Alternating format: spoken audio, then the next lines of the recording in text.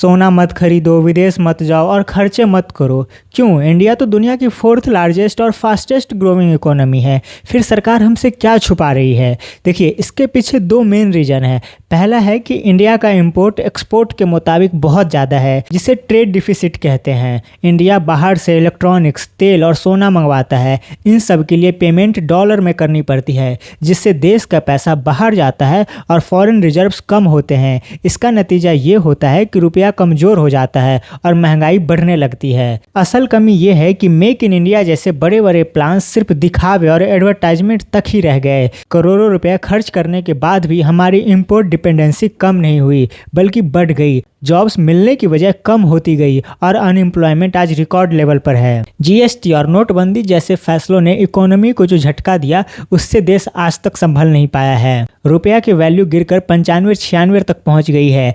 ऐसे में सवाल ये है कि क्या सारी पाबंदियां सिर्फ आम जनता के लिए है? पीएम का इतना बड़ा काफिला है, क्या वहां खर्च कम किया जाएगा? नहीं। राघव चड्ढा जैसे नेताओं को जो जेट सिक्योरिटी और इतनी गाड़ियां मिली है, क्या उनके खर्चे रोके जाएंगे? बिल्कुल नहीं। फिर सिर्फ आम जनता ही क्यों सेक्रीफाइस करे? अगर किसी के घर शादी है तो वो सोना क्यों नहीं खरीदे? जो घूमना अफोर्ड कर सकता है वो क्यों नहीं जाए?